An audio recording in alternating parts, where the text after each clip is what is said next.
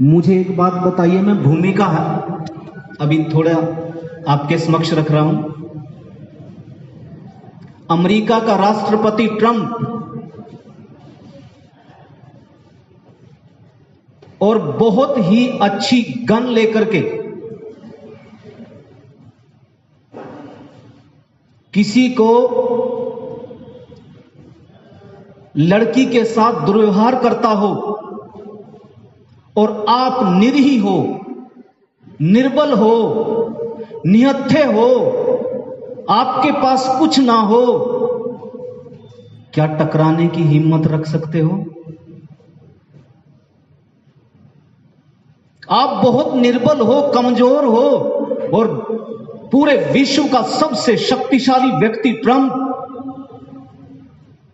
किसी के साथ दुर्व्यवहार करे, किसी का अपहरण करे, किसी की इज्जत लूटे, हथियार के बल पर लूटे, हथियार के बल पर अपहरण कर कर ले जाए। क्या एक निरीह प्राणी जो बिल्कुल ही शस्त्रहीन हो, क्या वो रक्षा करने के लिए तत्पर हो सकता है?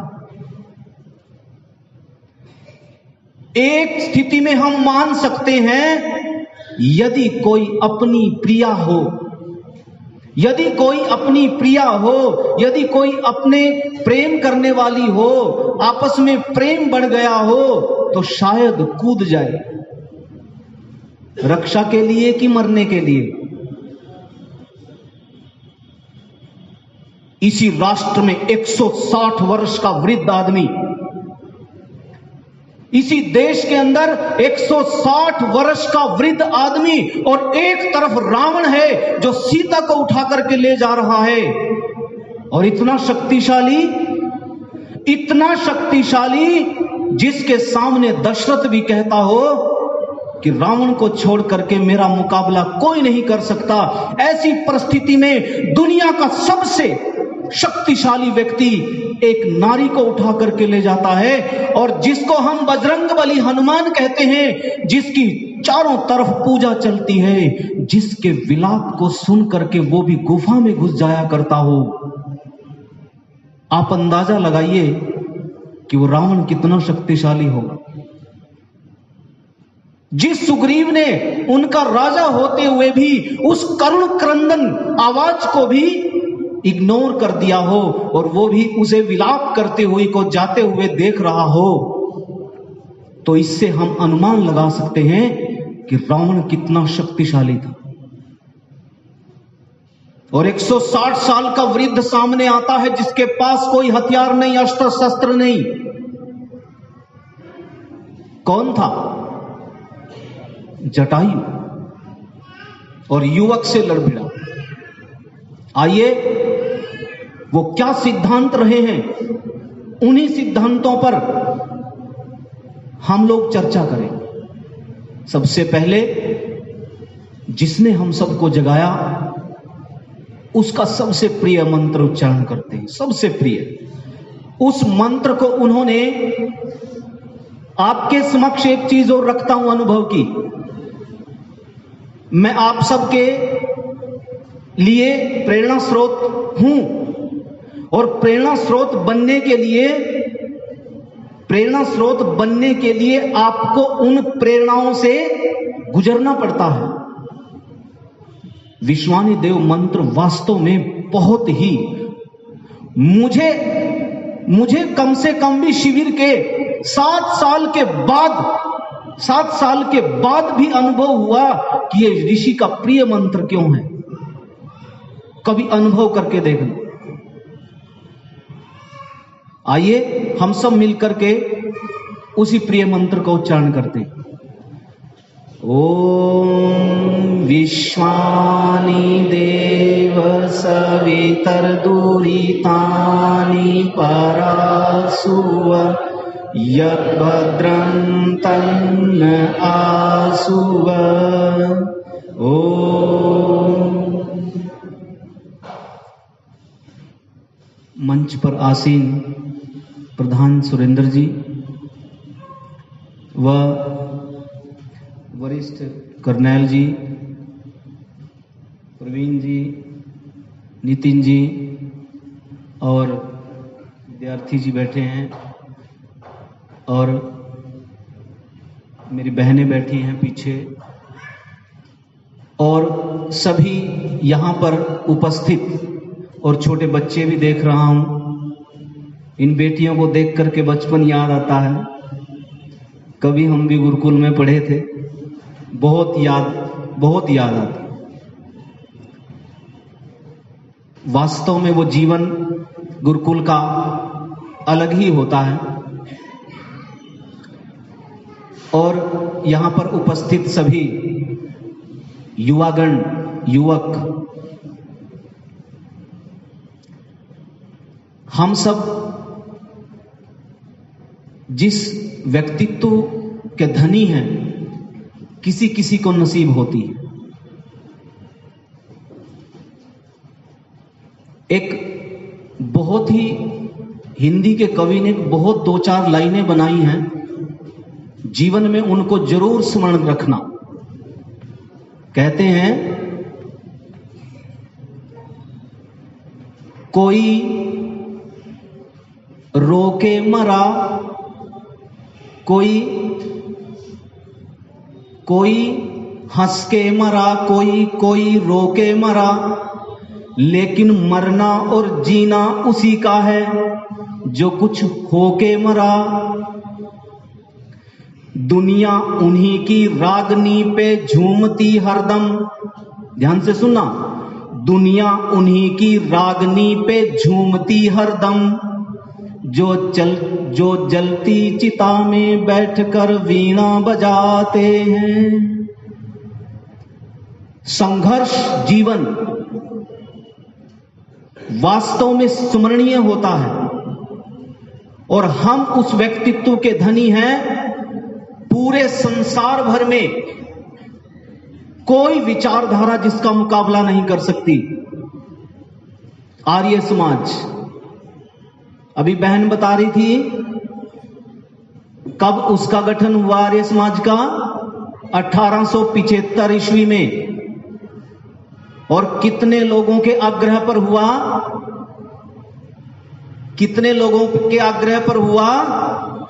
85 लोगों के आग्रह पर हुआ। आर्य थे 85 के 85 आर्य थे? नहीं थे। विचारधारा पसंद थी, विचारधारा पसंद थी। उनमें पारसी भी थे, उनमें मुसलमान भी थे, जिन्होंने पूरी दुनिया की सारी विचारधाराओं के बाद एक स्थिति समझी कि आर्य समाज की विचारधारा वो विचारधारा है कि जिसने बुद्धिपूर्वक एक बार सुन ली ना, तो वो इस विचारधारा से पीछे नहीं हटा। लेकिन ये विचारधारा क्या विचारधारा है? अच्छा, एक बात पूछना चाहूंगा आपसे, ध्यान मेरी तरफ रखना। कितना छोटा सा आर्य समाज, पहाड़ की चोटी पर खड़े होकर देखें, कितना सा है छोटा सा आर्य समाज। पता नहीं कितने लोगों ने आहुतियां दी हैं, कितने लोगों ने अपने परिवारों को लगाया है।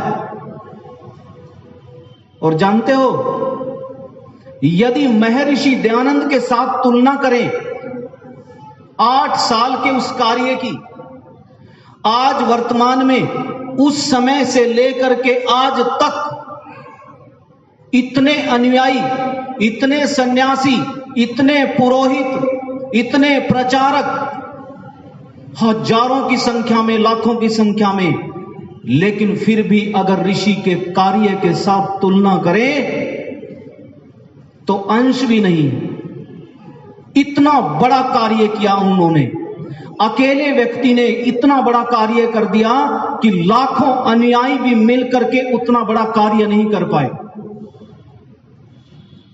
उन कारणों पर विचार करेंगे कि वास्तव में वो कारण क्या रहे होंगे। और साथ में ही जितनी भी विचारधाराएं हैं, उन सब विचारधाराओं को यदि कोई निगलने जा रही थी, अपने में समेटने जा रही थी, तो वो कौन सी विचारधारा थी? आर्य विचारधारा थी, वैदिक विचारधारा थी। और एक और कहते हैं आर्य समाजी निराशावादी होते हैं। सुना है, अभी कुछ चर्चा चल रही थी। क्यों जी? आर्य समाजी निराशावादी होते हैं कि आशावादी? सभी जवाब देंगे। जी नहीं, आर्य समाजी ना निराशावादी होते हैं ना आशावादी होते हैं। आर्य समाजी यथार्थवादी होते हैं। अगर कोई आर्य आशा और निराशा में चला गया तो वो गया, वो हाथ नहीं आए। आर्य केवल एक ही वादी होता है और उस वाद का नाम है यथार्थवाद। और ये यथार्थ कैसे बनता है? सफलता असफलता की बात करने जा रहा हूं। ये यथार्थ में कैसे बनता है? वेद का एक मंत्र आता है, अहम इंद्रो परा न जिग्मे। ये छोटी सी लाइन व्यक्ति के लिए बहुत कुछ कह गई। ये कहता है, एक दुर्धर्ष आर्य कहता है, मेरे सामने कोई मैदान ऐसा नहीं है जिसमें मैं हारा हूं। मेरे सामने कोई ऐसा मैदान नहीं युद्ध का जिसमें मैं आज तक पराजित हुआ हूं।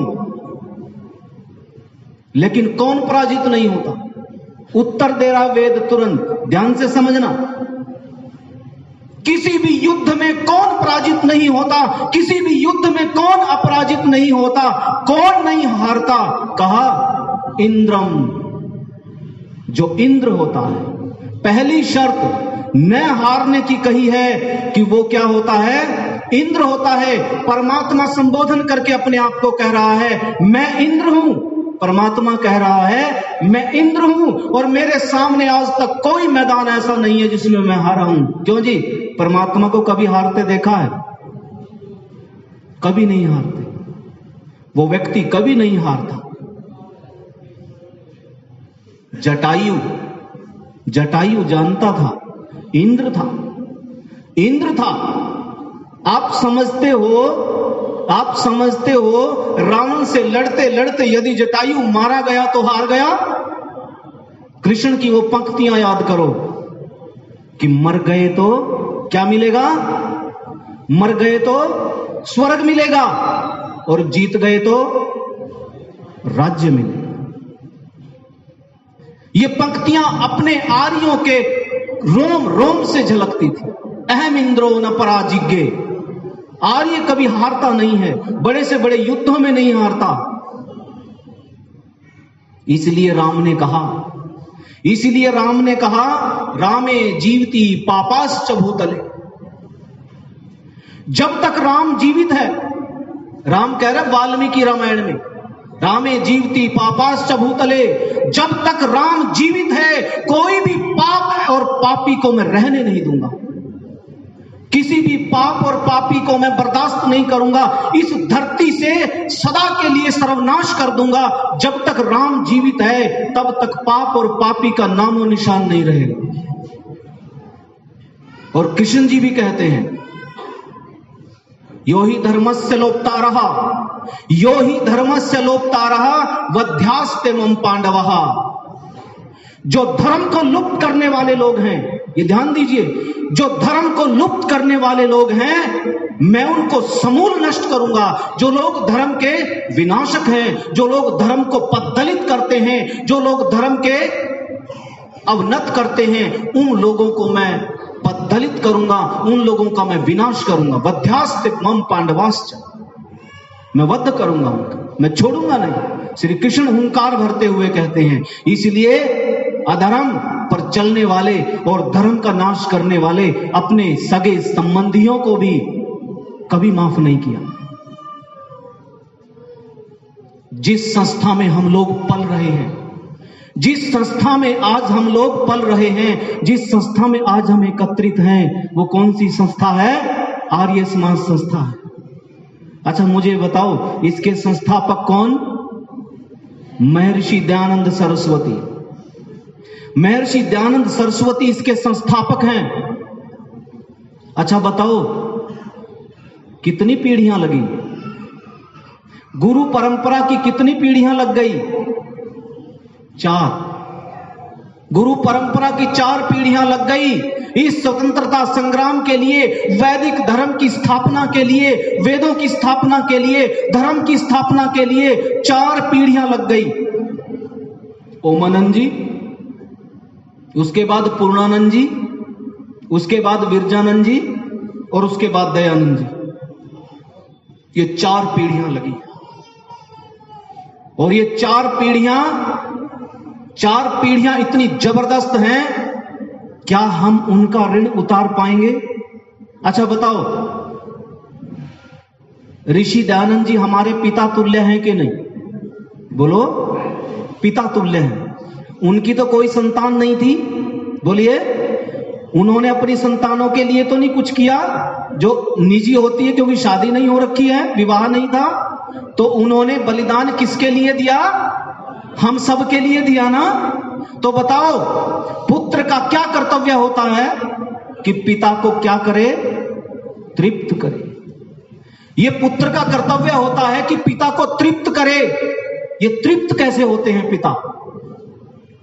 जिस प्रकार से एक व्यापारी का बच्चा और एक किसान का बच्चा, जो कार्य किसान ने और व्यापारी ने जहां छोड़ा है, पिता उस कार्य को और आगे ले जाए, उसको और गति दे दे, इसी को कहते हैं तृप्त करना। क्या ऋषि दयानंद जी ने तृप्त किया है? किसको? अपने गुरु जी को। बोलिए, किया कि नहीं किया? कार्य को आगे बढ़ाया कि नहीं बढ़ाया? व्याकरण को आगे बढ़ाया कि नहीं बढ़ाया? वेद की स्थापना को आगे बढ़ाया कि नहीं बढ़ाया? स्वतंत्रता में आजादी दिलाई कि नहीं दिलाई? दिलाई। उस कार्य को आगे बढ़ाया जिसमें 4 पीढ़ियां, 3 पीढ़ियां लगी हुई थी, पहले से ही लगी हुई थी। 1778 में जन्मा ये बालक, कौन? विरजानंद जी। 1778 में जन्मा ये बालक, जिस समय ये 6 वर्ष का हुआ, उस समय भाभी की यातनाओं से तंग आकर के इसने घर छोड़ दिया। ध्यान से सुनना, मैं संग्राम की शुरुआत बता रहा हूं और इसको ले जाऊंगा हम सब के आगे कार्य पर। 6 वर्ष का बालक, और 6 वर्ष का बालक शीतला माता हो गई। एक रोग का नाम है शीतला माता। शीतला माता के रोग से ग्रसित हुआ वो 6 साल का बच्चा अपनी आंखें खो गया। उस 6 वर्ष के बच्चे ने अपनी आंखें खो दी। सोचो, विचार करो, जो भाभी इतनी तंग करती हो, अंधा होने के बाद उसको कितना परेशान किया होगा उस भाभी ने। और उस 6-7 साल के बच्चे को इतनी परेशानी महसूस हुई, इतना परेशान अनुभव किया अपने आप को, कि एक दिन रात को वो अंधा 7 साल का बच्चा अपने घर को छोड़ करके चल दिया। कहां से चला था? पंजाब से। और कहां पहुंचा? हरिद्वार। यदि आपको कहा जाए कि आंखों पर पट्टी बांध करके हरिद्वार जाइए, कौन कौन चलेंगे पट्टी बांधकर आंखों पर? हां, जा सकते हैं, यदि अंदर इतनी वेदना हो, यदि आपके हृदय में इतनी वेदना हो कि घर छोड़ने में आपको ज्यादा सुख महसूस दे, तो शायद छोड़ करके चल दें। वो 7 साल का बालक भाभी के द्वारा इतना तंग किया गया कि वो अंधा ही चल पड़ा। और हरिद्वार में कौन? कोई नहीं। भिक्षा मांग करके कुछ खा लिया। और आपको आश्चर्य होगा, उस बालक ने तपस्या कितनी की है। गंगा का पानी कितना ठंडा होता है। बड़ा आदमी भी जब एक डुबकी लगाए तो कैसा लगता है? सुबकी आती है कि नहीं आती है? आती है। वो 7 साल का बच्चा एक स्वामी, एक बाबा के कहने पर गायत्री मंत्र का जाप करता। वो 7 साल का बच्चा इतना पानी में रह करके पूरे दिन गायत्री का जाप करता है। पूरे दिन गायत्री का जाप। ऐसे ही वो बालक का जीवन आगे बढ़ने लगा और धीरे धीरे बाबाओं के और व्याकरणियों के संपर्क में आया तो वो व्याकरण का जीता जागता सूर्य बन गया। अरे ये अंधा बालक क्या पता था कि आने वाले किसी ऋषि दयानंद को इतनी रोशनी दे देगा, इतना प्रकाश कर देगा कि जन जन को भी आकर्षित करेगा। और वास्तव में वो विरजानंद ही था, वो ओमानंद जी थे, वो साथ में पूर्णानंद जी थे, जो 3 पीढ़ियां लगातार स्वतंत्रता संग्राम में कूद पड़ी थी। और स्वतंत्रता संग्राम में इतिहास पढ़ करके देखेंगे आप, जहां जहां भी फौजियों की छावनियां थी, उन छावनियों में ये 3 बाबा, ये छावनियों में 3 बाबा बार बार उनको उपदेश करने जाया करते थे। और इन्हीं छावनियों का परिणाम निकला मंगल पांडे। इन्हीं छावनियों पर प्रचार करते करते उस समय निकला मंगल पांडे, जिन्होंने प्रथम उद्घोष कर दिया था क्रांति का। थोड़ा सा प्रथम उद्घोषक क्रांति के आवेश में आ गया। जो कार्य 10 दिन बाद करना था वो पहले ही कर दिया। चलिए, लेकिन एक स्थिति बताता हूं विरजानंद जी की, आपको एक योजना बताता हूं। प्रत्येक घर के अंदर घर जा जा करके और छावनियों में जा जा करके 3 प्रतीक बांटे हैं। 3 कमल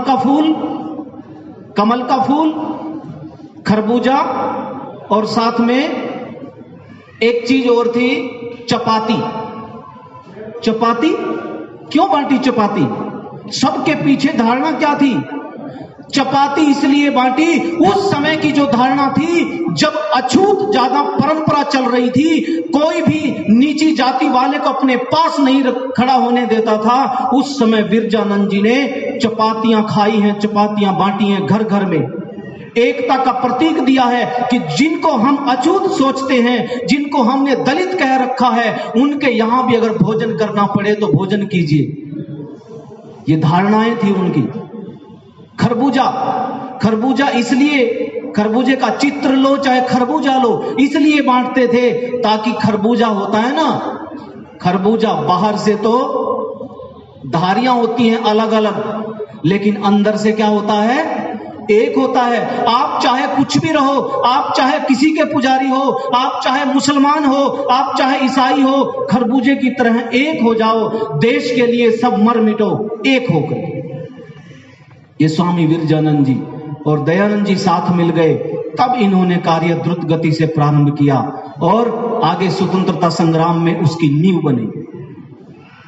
ये संस्थापक महर्षि दयानंद सरस्वती, आर्य समाज के संस्थापक, जिन्होंने हमें चलना सिखाया, जिन्होंने हमें आगे बढ़ना सिखाया। अच्छा ये बताओ, आर्य समाज का उद्देश्य क्या है?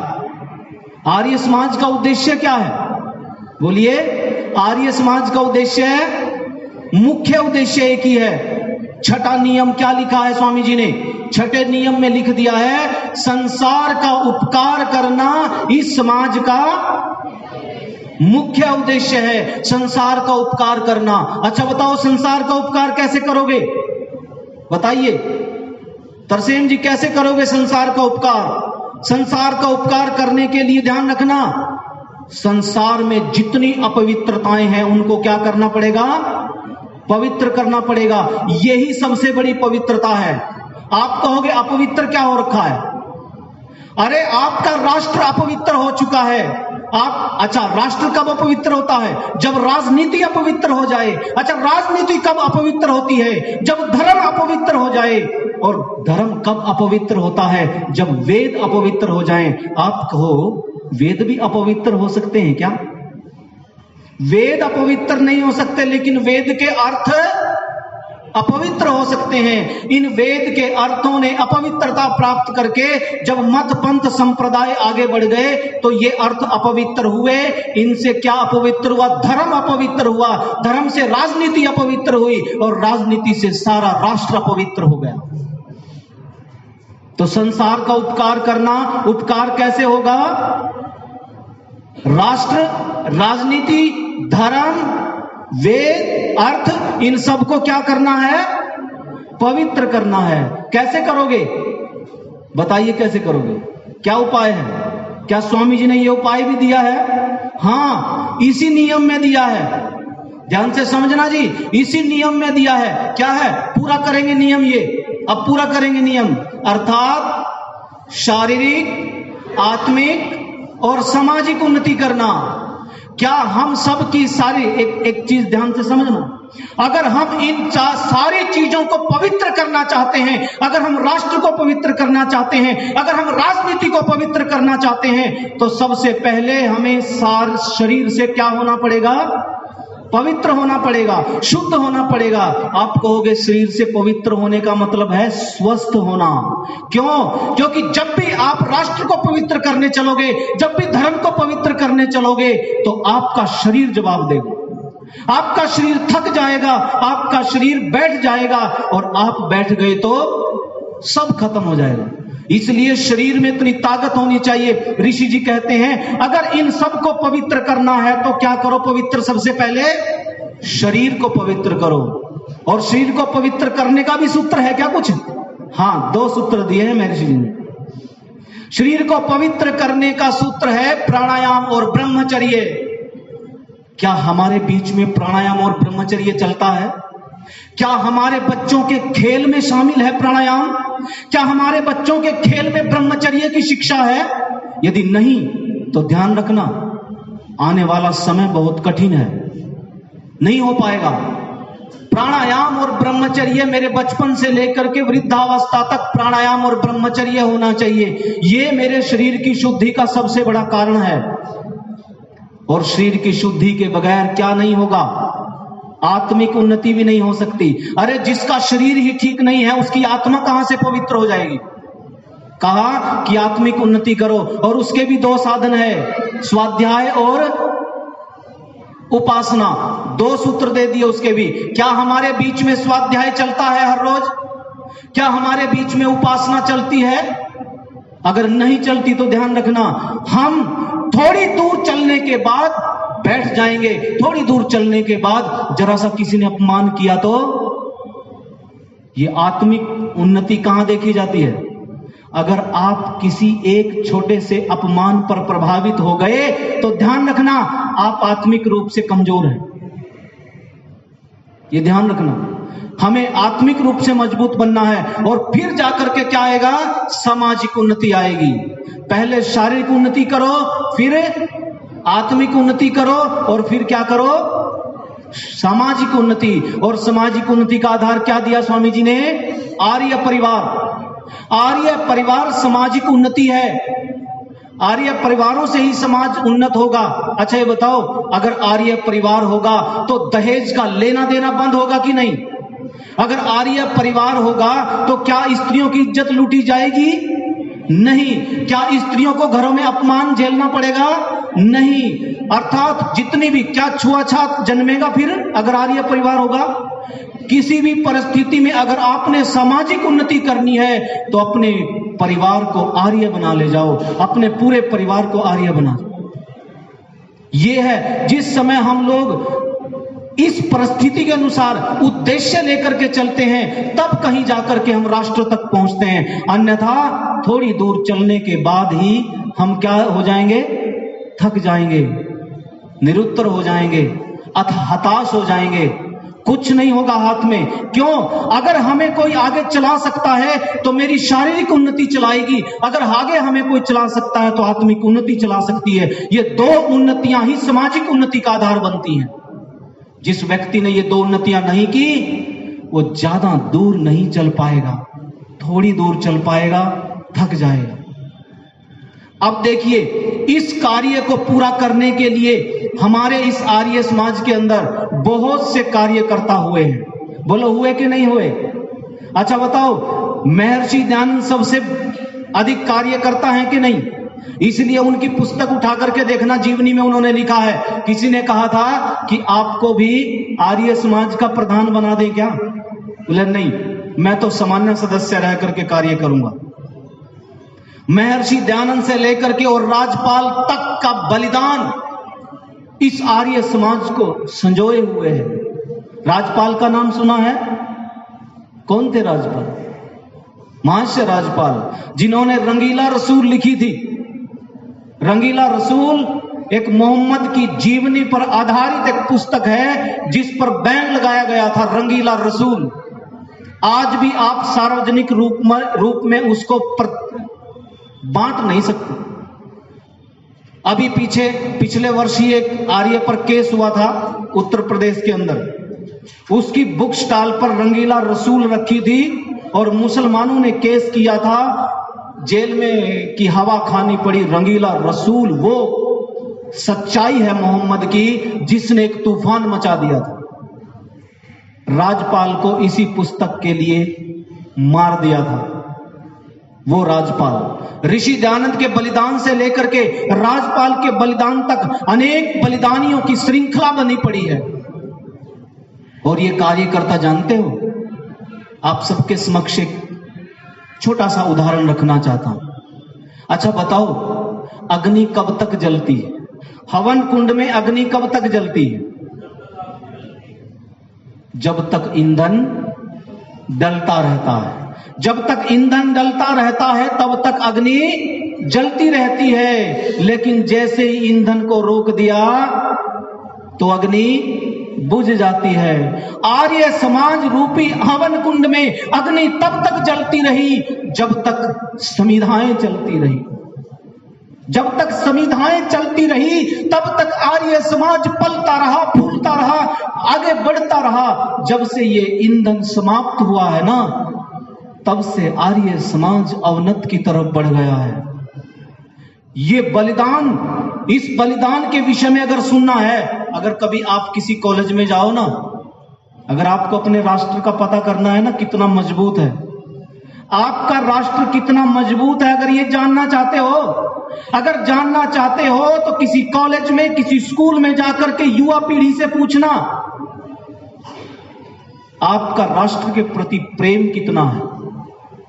कहेगा बहुत ज्यादा है, कहेगा बहुत ज्यादा है। अच्छा, अगर एक तरफ मोबाइल रख दिया जाए, एक तरफ राष्ट्र रख दिया जाए, किसको चुनोगे? बोले मोबाइल के द्वारा राष्ट्र की रक्षा करूंगा। वास्तव में अगर जानना है कि राष्ट्र कितना मजबूत है तो केवल एक वाक्य से समझ लेना, बस एक वाक्य से। और वो वाक्य है, जिस राष्ट्र के अंदर युवाओं के भीतर राष्ट्र के प्रति मरने मिटने का भाव कितना है। बस अस्त्र शस्त्र काम नहीं करते, कुछ भी काम नहीं करता। जिस युवा के अंदर अपने देश के प्रति मर मिटने का भाव जितना ज्यादा होगा, वो राष्ट्र उतना ही मजबूत होगा। और संस्था भी यही काम करती है। संस्था में भी जिस संस्था के अंदर संस्था के सदस्यों का, संस्था के कार्यकर्ताओं का मरने मिटने का भाव जितना अधिक होगा, वो उतना ही संस्था आगे बढ़ती है। मदन लाल धिंगड़ा का नाम सुना है सबने? जब उनको फांसी की सजा हुई, तो जानते हो क्या कहते हैं? वो कहते हैं, फांसी की सजा के लिए ले जाया जा रहा था तो उन्होंने कहा, मेरे पास रक्त देने के सिवा कुछ नहीं है, लेकिन मैं एक बात मानता हूं और एक बात मैंने समझी है इस आर्य समाज में आकर के। मदन लाल धिंगड़ा कह रहे हैं, मुझे इस आर्य विचारधारा में आकर के एक बात समझ में आ गई कि जब तक भारत के अंदर मरने की शिक्षा नहीं होगी तब तक इसे कोई नहीं बचा सकता। और इस शिक्षा देने के लिए सबसे पहले आहुति मैं दे रहा हूं। और मैं स्वयं, सुनो, मरने की आहुति देने के लिए सबसे पहले, सिखाने के लिए, देखिए मदन लाल धिंगड़ा क्या कह रहा है, मैं सिखाने के लिए सबसे पहले आया हूं और सबसे पहले आकर के मरना शायद सीख जाएं। मेरे देश के लोग मरना कभी का भूल गए, मरना कभी का भूल गए वो लोग। इसीलिए मरना पड़ता है भगत सिंह जैसों को। ऐसा नहीं है कि शांति का प्रस्ताव भगत सिंह के पास नहीं गया, ऐसा नहीं है कि भगत सिंह के पास माफीनामा नहीं गया हो, ऐसा नहीं है कि उसको फांसी नहीं बच सकती थी, उसके पास फांसी न मिलने का भी प्रस्ताव गया, लेकिन उसने साफ मना कर दिया कि मैं तो फांसी लेना चाहता हूं। जिस समय उसके पास यह प्रस्ताव गया कि देखो भगत सिंह, आप अगर छूट गए कितने लोगों को समझा दोगे, देखो कितनी बड़ी क्रांति आएगी। तो भगत सिंह जानते हो क्या कहता है? भगत सिंह कहता है मैंने देख ली मानसिकता, मैंने अपने युवाओं की मानसिकता देख ली है, जब तक मैं मर के नहीं दिखाऊंगा ये नहीं जागेंगे। और वो ही हुआ। अच्छा मुझे बताओ, यहां जितने व्यक्ति बैठे हैं, क्या किसी आचार्य के बलिदान से ही जागोगे क्या? बोलो, क्या फिर से कोई बलिदान देखना है क्या? हमने पता नहीं कितने खो दिए। जानते हो, बलिदानों के दम पर जागने वाले, अरे बहुत कुछ खो दोगे। अगर बलिदानों के कारण आप लोग जागोगे तो बहुत कुछ खो दोगे। अच्छा मुझे ये बताओ, अगर हम किसी संस्था को बचाना चाहते हैं, किसी की रक्षा करना चाहते हैं, एकदम फांसी पर चढ़ जाएं या तिल तिल करके मरे? बोलो जी, एकदम फांसी पर चढ़ना ठीक है या तिल तिल करके मरना ठीक है? तिल तिल करके मरना ठीक है। लेकिन सुनो, ये दोनों ही उत्तर गलत है। ना तिल तिल करके मरना चाहिए और ना फांसी पर चढ़ करके मरना चाहिए। ध्यान रखना, उत्तर देने जा रहा हूं। जैसी परिस्थिति हो, अगर फांसी की परिस्थिति आ रही है तो तुरंत देर मत करो, और यदि तिल तिल करके मरने की परिस्थिति है तो तिल तिल करके चलते रहो, लेकिन रुकना मत। ये परिस्थितियां बताती हैं, ये परिस्थितियां हमें रास्ता दिखाती हैं। शायद पंडित लेखराम को लग रहा था मेरे बच्चे के सामने बच्चा बीमार है और मरने के कगार पर है, और वो जो दलित भाई मुसलमान बनने जा रहे थे उनको दोबारा से बचाने के लिए वो अपने बीमार बच्चे को बलि चढ़ा देता है। कहते हैं कार्यकर्ता को क्या देनी है? बलि देनी है। बोलो जी, बलि देने के लिए तैयार हो या किसी आचार्य के बलिदान पर ही होगा? फिर बताइए, क्यों जी? तैयार हैं? तो ये याद रखना, बलिदान दो तरह से होता है। तिल तिल करके मरना भी बलिदान में ही आता है। हम लोग जो संघर्ष कर रहे हैं ये बहुत लंबा संघर्ष है। ये एक प्रकार से उसी तरफ जाता है, और एक तरफ कभी अगर परिस्थिति आ गई तो हमें भगत सिंह की तरह तुरंत भी निर्णय लेना पड़ सकता है। वहां पर नहीं देखा जाता कि किस तरह से जान दी जाए, किस तरह से रक्षा की जाए। वहां पर जैसी परिस्थिति होती है वैसा ही आगे बढ़ाया जाए। अच्छा, आर्य समाज का आप करोगे कैसे? रक्षा कैसे करोगे? रक्षा करने के उपाय क्या हैं? उपाय बताए जाएं कुछ? बस उपाय बता करके ध्यान से समझना। एक ऐसा साइंटिफिक आपके समक्ष रखने जा रहा हूं। अगर आर्य समाज की रक्षा, क्या किसी भी संस्था की यदि रक्षा करनी हो तो उससे अलग रास्ता कुछ नहीं है। अभी अयोध्या मंदिर की बात चल रही है। अच्छा, किस लिए चल रही है? राम की रक्षा करने के लिए कि नहीं? बोलो, राम की रक्षा होनी चाहिए। राम की मूर्ति से राम की रक्षा हो सकती है? बोलिए, राम की मूर्ति से राम की रक्षा नहीं हो सकती। क्यों नहीं हो सकती? क्योंकि हम इतिहास में देख चुके हैं। क्योंकि मूर्ति की खाली पूजा करने से हम लोगों के अंदर निष्क्रमता आती है, निष्क्रियता उपजती है, हम लोग जड़ हो जाते हैं, सोचने समझने की शक्ति नहीं रहती। तो क्या करना चाहिए राम की रक्षा के लिए? बोलिए, क्या करना चाहिए राम की रक्षा के लिए? रामायण पढ़नी चाहिए। क्या करना चाहिए? रामायण पढ़नी चाहिए। सत्यार्थ प्रकाश, दयानंद की रक्षा करने के लिए क्या करना चाहिए? सत्यार्थ प्रकाश पढ़नी चाहिए, और सत्यार्थ प्रकाश पढ़ करके उसका प्रचार करना चाहिए। क्यों? रक्षा हो जाएगी। ये मूर्ति पूजा से भी ज्यादा खतरनाक है।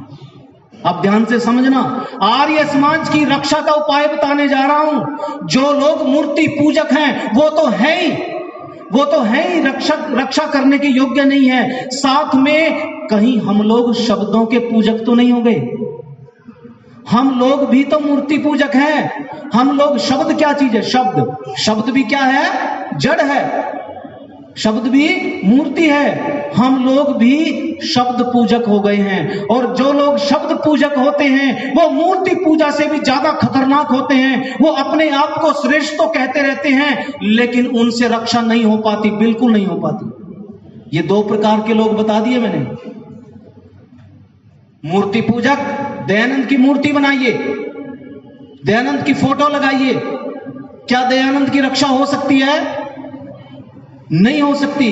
अच्छा, सत्यार्थ प्रकाश, जो उनके उपदेश हैं, जो दयानंद जी के उपदेश हैं, उनको क्या कीजिए? उनको पढ़िए और दूसरों को पढ़ाइए। क्या दयानंद की रक्षा हो जाएगी? नहीं, यहां भी रक्षा नहीं हो सकती। तो कहां रक्षा होती है? तीसरे प्रकार के एक लोग और होते हैं, मेरे पूर्वजों ने रक्षा की है। कैसे?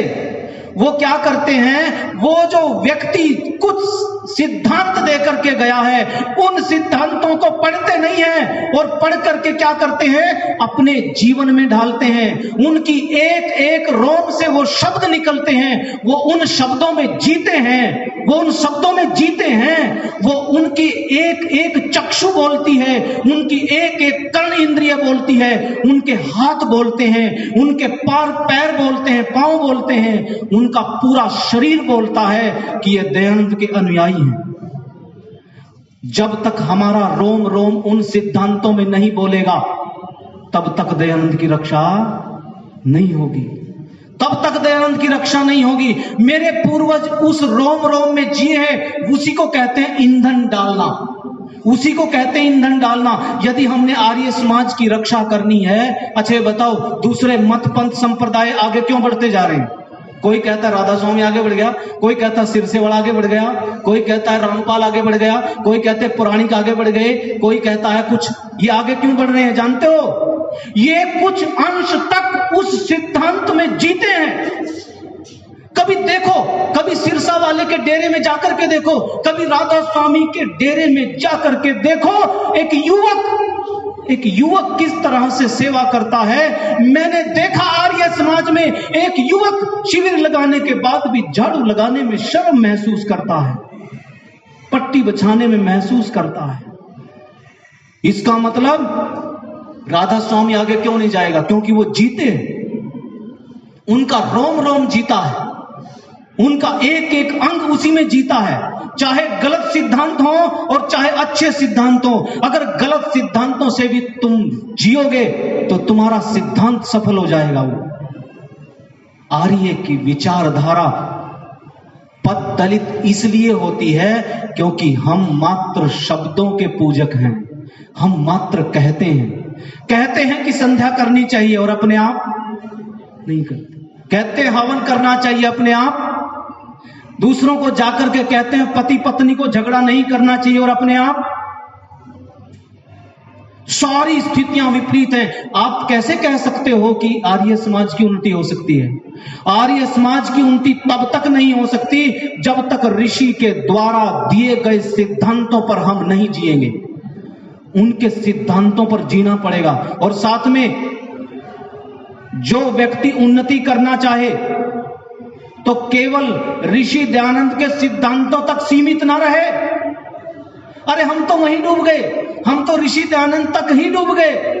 ऋषि दयानंद एक व्यक्ति है, हम तो वहीं तक। हमें करना क्या चाहिए था? ऋषि दयानंद जी के सहायता लेकर के, ऋषि दयानंद जी के सिद्धांतों को जान करके और ज्यादा रिसर्च करते और आगे बढ़ते और उसे करके दिखाते। करना चाहते हो कुछ? बोलिए, दिखाना चाहते हो कुछ? तो मैं ये कहता हूं, अगर दिखाना चाहते हो तो लोग प्रत्यक्षवादी हैं, प्रैक्टिकल देखते हैं, प्रैक्टिकल देखते हैं। भाई क्या है आप ब्रह्मचर्य का उपदेश देते हैं, ब्रह्मचारी हैं आप? संध्या का उपदेश देते हैं, संध्या करते हैं। क्या है आप? प्रैक्टिकली क्या है आपके अंदर? बिना इसके आर्य समाज की रक्षा नहीं हो सकती। और यदि आपको अपनी संस्था को इस पूरे भारतवर्ष के से अलग होकर के पूरे विश्व में स्थापित करना है, तो जब जब दिल्ली के अंदर प्रदूषण हुआ तो आपकी संस्था ने बड़ा यज्ञ करना चाहिए था। दिल्ली के अंदर आपकी संस्था ने पैसा इकट्ठा करके एक बहुत बड़ा यज्ञ करना चाहिए था और दिखाना चाहिए था कि देखो ये है आर्य विचारधारा। जब तक इसमें नहीं चलोगे, क्योंकि प्रत्यक्षवादी क्या चाहते हैं? देखना चाहते हैं। प्रत्यक्षवादी बातें नहीं सुनते। प्रत्यक्षवादी आपको आपकी बातें नहीं सुनने के लिए तैयार ही नहीं है। वो तो आपके जीवन को देखते हैं, वो तो आपके प्रैक्टिकल को देखते हैं। इसलिए ध्यान रखना, दयानंद किसी शिविर का नाम नहीं है, दयानंद बड़े बड़े फंक्शनों का नाम नहीं है, दयानंद किसी गुरुकुल का नाम नहीं है, दयानंद किसी पुस्तकालय का नाम नहीं है, दयानंद किसी बड़े बड़े प्रोग्राम करने का नाम नहीं है। दयानंद है वैदिक विचारधारा को आत्मसात करने का। दयानंद नाम है रोम रोम से सिद्धांत बोलने का नाम दयानंद है। जैसे दयानंद बोले हैं, रोम रोम से बोले हैं। कहते हैं पंडित लेखराम श्रद्धानंद, पंडित लेखराम श्रद्धानंद जब संध्या करते हैं, गोली आती है किसी की, छू करके जाती है और कहते हैं जब वो गोली मुझे छू करके गई, मुझे ईश्वर पर और ज्यादा विश्वास हो गया।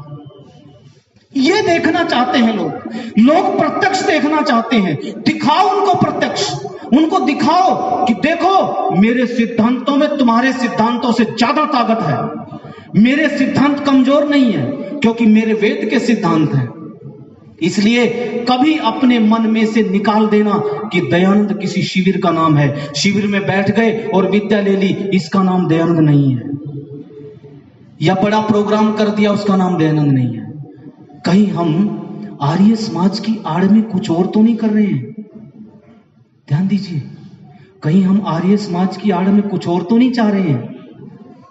कहीं ऐसा तो नहीं कर रहे हैं हम लोग आर्य समाज की आड़ में कुछ अंदर तुच्छ स्वार्थ लेकर के, कुछ पद प्रतिष्ठा लेकर के मैं रोब झाड़ूंगा, पद प्रतिष्ठा पे आसीन होकर के मैं रोब झाड़ूंगा, कहीं ऐसी मन में भावना तो नहीं है? कहीं ऐसा तो नहीं कि आपकी बातें सुन सुन करके युवकों ने आपसे पीठ मोड़ ली हो? कहीं ऐसा तो नहीं कर रहे आप लोग? और कहीं ऐसा तो नहीं कर रहे हैं कि आपकी बातों में और आपकी करनी में, आपकी कथनी में और आपके बोलने में कहीं अंतर तो नहीं है? ध्यान रखना, आर्य समाज की रक्षा नहीं हो पाएगी, कितनी जोर लगा लो, कितना ही जोर लगा लीजिए। आर्य समाज की रक्षा तब होगी जब आप समाज में प्रैक्टिकल करके दिखाओगे, लोगों को दिखाओगे कि मेरे सिद्धांतों में सबसे बड़ा दम है। महिलाएं बैठी हैं, आप ये मत सोचना कि दयानंद का प्रभाव महिलाओं पर नहीं गया। दयानंद का प्रभाव महिलाओं पर भी कूट कूट करके भरा। आपने परमानंद का नाम सुना है? बाल मुकुंद जिनके भाई थे, परमानंद, बाल मुकुंद एक ऐसे व्यक्ति हैं, स्वतंत्रता सेनानी हैं,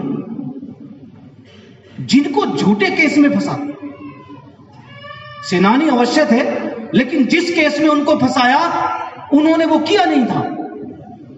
जब किया नहीं था तो उनको पुलिस ले गई पकड़ करके, और आपको आश्चर्य होगा सुन करके, जिस कोठरी में उनको रखा गया, जिस जेल में उनको रखा गया, जितना उनका कद था उतनी ही कोठरी थी, लंबाई, ऊंचाई, चौड़ाई, जिसमें केवल वो लेट सकता था, खड़ा हो सकता था, और नीचे नीचे कंकड़ पत्थर ऐसे ही थे, कोई चद्दर नहीं, कोई कुछ नहीं। ऐसी कोठरी में बाल मुकुंद को रखा गया। और जानते हो, आपकी बात करने जा रहा हूं, उनकी पत्नी थी। अभी वो पुराने समय में क्या होता था ना, गोना होता था, कुछ पहले शादी हो गई तो वो आजकल उसको मकलाया बोलते हैं, शायद मकलाया बोलते हैं, आज तो 1-2 दिन का होता है। उस समय शादी हो गई 10 साल की, और कभी जाकर के 17-18 साल के अंदर जाकर के वो पत्नी बन के आती थी, या 15 साल की उम्र में। अब ये हो चुका था विवाह, गोना अभी नहीं हुआ था। तो अपने देखिए, ध्यान से सुनेंगे, दयानंद का प्रभाव बच्चे से लेकर के, स्त्री से लेकर के वृद्ध तक जा पहुंचा। उनके रोम रोम से बोलता था, दिखावा नहीं था। ध्यान रखना, दिखावा नहीं था।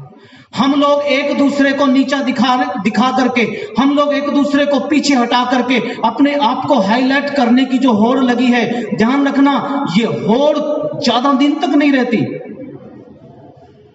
आप स्वयं जहां पर हैं, आप जिस कंडीशन में खड़े हैं, उसी कंडीशन में सिद्धांतों का पालन कीजिए। आपको आगे आने से कोई नहीं रोक सकता, कोई नहीं रोक सकता। उन्हीं कंडीशन में आप क्या करो, सिद्धांतों का पालन कीजिए। लोग आपको स्वयं चाहेंगे। आइए, क्या हुआ, इसने अपनी घर वालों से विनती की, मैं अपने पति को देखना चाहती हूं, मेरे पति जेल में, आप लोग जा रहे हो तो मैं अपने पति को देखना चाहती हूं। तो ये अपने परिवार के साथ बाल मुकुंद से मिलने चली गई। तो वहां पीछे खड़ी थी, तो पीछे जब खड़ी थी, माता पिता आगे बात कर रहे थे, तो माता पिता ने समझा शायद अकेले में कुछ बात करना चाहती है, अकेले में कुछ बात करना चाहती। गई और उससे बात की, क्या आपको इसी जेल में रहना पड़ता है? तो मजाक करते हैं बाल मुकुंद जी, वहां पर देखिए कैसा मजाक करते, कहते हैं नहीं, यहां तो रहता हूं, अंदर फूलों की सेज बिछी हुई है, वहां पर मुझे सुलाते हैं। अच्छा, खाने को क्या देते हैं?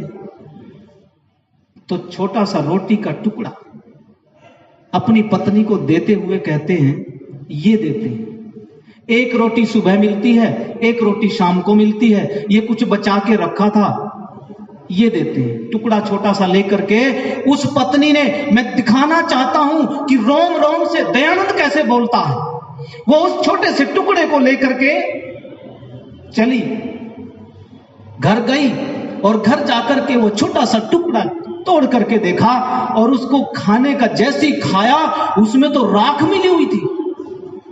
राख मिला करके रोटी खिलाते थे कैदियों को। तो इसने, देखिए, इस पत्नी ने जानते हो क्या किया, अपने लिए अलग आटा गूंथा, उसमें राख मिलाई, उसमें रोटी बनाई और वही राख की रोटियां खाती रही वो महिला, वो स्त्री। देखिए कहां तक दयानंद पहुंच गई, उन्हीं रोटियों को खा करके। और जानते हो, छत पर जाकर के अपना अलग वो बनाया, अलग बिस्तर, किसका, ऐसे ही पुराल का बिस्तर बनाया, छोटे से कमरे में जाकर के उसी में रहती, वहीं पर छोटा सा पानी रखती, उसी को पीती और राख की रोटियां 15 दिन तक खाती रही। जिस दिन बाल मुकुंद को फांसी हुई, वो शब्द अंदर तक धंसते, ऐसे शब्द हैं वो, राम रखी नाम था उसका, उस राम रखी के शब्द अंदर तक धंसते। वो राम रखी कहती है, जिस समय फांसी का समाचार राम रखी के पास आया, वो बाहर बैठी, स्नान किया, स्नान करने के बाद नीचे बैठ गई, हाथ जोड़ करके ईश्वर से प्रार्थना की, हाथ जोड़ करके ईश्वर से प्रार्थना की, ईश्वर, मैं इससे ज्यादा अपने पति से दूर नहीं रह सकती। वहीं प्राण छोड़ दी। मैं दिखाना चाहता हूं कि दयानंद रोम रोम से बोलता था। एक बच्चे से लेकर के स्त्री, जितनी स्त्रियों की, मैं कहता हूं पूरे संसार भर में जितनी स्त्रियों के ऊपर दया की है ना दयानंद ने, किसी ने नहीं की, किसी ने नहीं की और ना कोई कर सकता। जिन यातनाओं के बीच में महिलाएं रहती थी, उन यातनाओं से निकाल करके जगदंबा के सिंहासन पर बैठाए ऋषि। और यदि आप वास्तव में ऋषि ज्ञान को तृप्त करना चाहते हो, यदि वास्तव में आप ऋषि जी को अपना पिता मानते हो, अपने आप को उनका वंशज मानते हो, अपने आप को पुत्र मानते हो, तो ध्यान रखना, आज से ये प्रण करके जाओ यहां से कि मैं आज से सिद्धांतों का रोम रोम से पालन करूंगा, सुबह से शाम तक अपने उन सिद्धांतों पर अटल रहूंगा, चाहे कुछ भी हो जाए, तो ध्यान रखना, जिस दिन ऐसे व्यक्तित्व आर्य समाज में पैदा हो जाएंगे तो ईंधन मिलना शुरू हो जाएगा और दुनिया की कोई ताकत नहीं जो आर्य समाज को पीछे हटा दो। अरे करके दिखाओ कुछ, शब्दों के पूजक मत बनो। हम लोग तो शब्दों के पूजक बन गए हैं, हम तो शब्दों से बाहर निकले ही नहीं है। सारा सत्यार्थ प्रकाश पढ़ लिया, दूसरों को सुना दिया, सत्यार्थ प्रकाश पढ़ा, दूसरों को सुना दिया। आपने करा क्या है? अरे एक बार किसी एक लाइन को अपने जीवन में उतार के तो देखो, प्रैक्टिकल, अपने जीवन पर प्रैक्टिकल करके देखो, किसी एक चीज को उठा के देखो। बचपन से लेकर के देखिए, वो दयानंद बचपन में क्या पता था उसे कि मुझे मूर्ति पूजा में बैठ करके ही, शिवलिंग का ऊपर चूहे देख करके ही मुझे इतना बड़ा ज्ञान हो जाएगा। उसे नहीं पता था कि ये प्रश्न मुझे अंदर तक झकझोर कर रख देंगे। अगर वास्तव में उसके बलिदान को, और मैं ये कहता हूं सिर्फ ऋषि जी का बलिदान ही नहीं, केवल ऋषि का बलिदान नहीं, बलिदानों की श्रृंखला है। यदि हम लोग सारे मिल करके, कहते हैं ना कि हजारों आचार्यों की आवश्यकता है, हजारों आचार्यों की आवश्यकता है। मैं कहता हूं जितने यहां बैठे हैं ना, जितने यहां बैठे हैं, ये शुरू हो जाओ आज से मैं वेद के सिद्धांतों पर अटल रहूंगा। ऋषि जी ने जो मुझे निकाल के दिया है, खाली वो नहीं, अलग भी मुझे अन्वेषण करना पड़े उसको भी लेकर के मैं अपने जीवन में धारूंगा। और मैं कल दिखाऊंगा, इन सबको दिखाऊंगा कि देखिए मेरी सिद्धांतों में कितना बड़ा बल है। आप लोग मेरे कहीं आसपास भी नहीं। ये तब होगा जब हम शब्दों के पूजक से अलग होकर के उन शब्दों के साथ अपने शरीर को भी, अपने मन को भी, अपनी बुद्धि को भी और अपनी आत्मा को भी पवित्र कर दें। और मैं तो एक बात कहता हूं, आप लोगों की कम नहीं है। आप लोग, मैं बताता हूं, आप लोग कम नहीं है। मैं भी जब, आप ऐसा नहीं है कि मुझे एकदम से मैं आचार्य बन गया, कभी मत सोचना। अगर मेरा 2009 के अंदर शिविर लगा था, 2009 से लेकर के यदि आप मेरे संघर्ष को देखो तो शायद आप कहोगे अच्छा, चने खा खा करके आचार्य जी अपने साथ, भोजन भी नहीं, चने खाओ भाई, चने खाओ। वास्तव में हम लोगों ने बहुत संघर्ष किया है, लेकिन एक बात समझ में आई। क्या? ध्यान से समझना। ऐसा नहीं है कि दयानंद के बाद आर्यों ने काम नहीं किया, बहुत काम किया है। आर्य समाज में बहुत लोगों ने अपने अपने स्तर पर काम किया है, अपने अपने ज्ञान के स्तर पर काम किया, कम नहीं किया। जिसमें जितना ज्ञान था, जिसमें जितनी ताकत थी, जिसमें जितना सामर्थ्य था, उन्होंने उस तरीके से उस कार्य को किया। लेकिन एक बात मेरी ये समझ में आई निर्मात्री सभा में होने के बाद कि कभी जो आर्य समाज मानता था कि बड़े बड़े भवनों से आर्य समाज की रक्षा हो सकती है, बड़े बड़े गुरुकुलों से आर्य समाज की रक्षा हो सकती है, बड़े बड़े पुस्तकालयों से आर्य समाज की रक्षा हो सकती है, मैंने यहां युवकों के भीतर पाया, अरे जिन्होंने भवनों को त्याग करके, बिना भवनों के ही आर्य निर्माण करके दिखाया, ये प्रथम बार देखने में आया आर्य समाज के अंदर।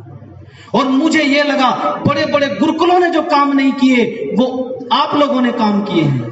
मैं ऐसे युवकों को जानता हूं, अरे जो लोग, ऐसा भी एक युवक है, शादी नहीं हुई है, गरीब घर से है, और वो कहता है मां मुझे जूते खरीदने हैं, मुझे जूते खरीदने हैं, 500 रुपए दे दो। और वो अपने उस 500 रुपए को फटे हुए जूते ही पहन रहा है, उसे 500 रुपए जो जूते के लिए घर से लाया था वो आर्य निर्मात्री सभा में दान कर देता है। अरे ये बताइए, इससे बड़ा बलिदान और क्या हो सकता है? आप लोग बहुत बड़ा बलिदान कर रहे हो, आप लोग बहुत बड़ा संघर्ष कर रहे हो, लेकिन इस संघर्ष के साथ साथ बस शब्दों के धनी मत बनो। बस मैं ये विनती करता हूं आपसे, अगर आप निरंतर सफलता को चूमना चाहते हो तो वेद का वो मंत्र याद रखना, इंद्रम, अर्थात मैं इंद्र हूं, मैं किसी भी युद्ध में नहीं हार सकता, क्योंकि मैं क्या हूं? इंद्र हूं। बोलो जी, इंद्र बनने के लिए तैयार हो सभी? अगर हम सब इंद्र बनने के लिए तैयार हैं तो आज से ही कमर कस लो कि हम इंद्र बन के दिखाएंगे।